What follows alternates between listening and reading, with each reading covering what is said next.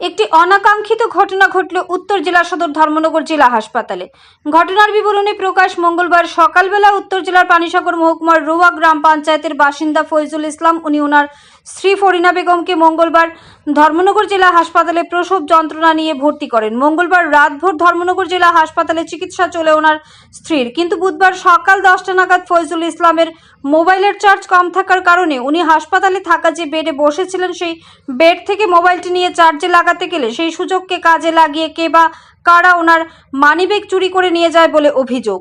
ফয়জুল ইসলাম জানান, ওনার মানিব্যাগে 8,700 টাকা এবং ড্রাইভিং লাইসেন্স সহ বিভিন্ন জরুরি নথিপত্র ছিল। এই ঘটনা ঘটায় ফয়জুল ইসলাম ভেঙে পড়েন। পরবর্তী সময় সকাল 11টা নাগাদ ধর্মনগর থানায় গোটা বিষয় মৌখিকভাবে জানান ফয়জুল ইসলাম, কিন্তু ধর্মনগর থানার পুলিশ হাসপাতালে গিয়ে ঘটনা জানার চেষ্টাও করেনি বলে জানান ফয়জুল ইসলাম।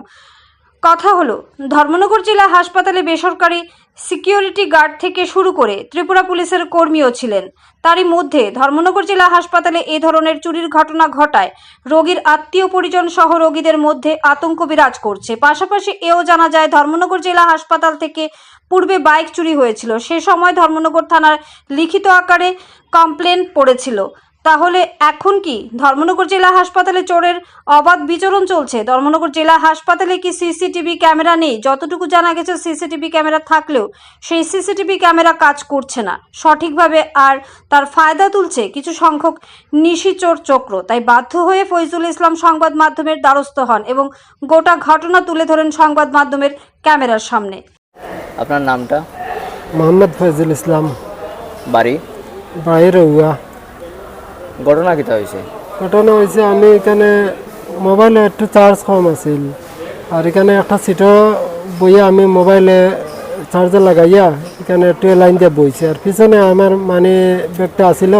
মানি ব্যাগে আমার কিছু ডকুমেন্ট, লাইসেন্স আধার কার্ড আসিল, আর টাকা আসিল 8,700 টাকা। পরে এখান থেকে উঠিয়া গেছে গিয়া সিটের ব্রেঞ্চের মাঝে বইছি, বইয়া আবার উঠছি, উঠিয়া দেখে আমার মানি ব্যাগটা নাই।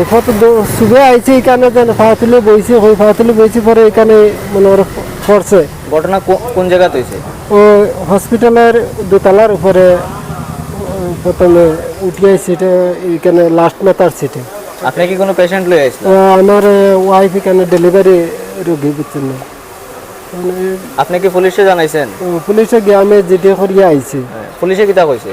পুলিশে হসপিটালে ফোন করাইছে, হসপিটালে যোগাযোগ করাইছে। তারা কইছে জিও অফিসটা বন্ধ, কিতা MI অফিস না কিতা অফিস একটা হয়েছে, সেখানে তারা জিও করবো কালকে আবার লেগে। কালকে আইলে পরে তারা তদন্ত করবো। আপনি পেশেন্ট কবে লয়ে আসলা? গেছে কালকে সকাল 5টার সময়, আর আজকে সকাল 10:30টার সময়, এরকম 5টা। ঘটনাটা কোন সময় হয়েছে? সকাল 10:30। 10:30। 10:30।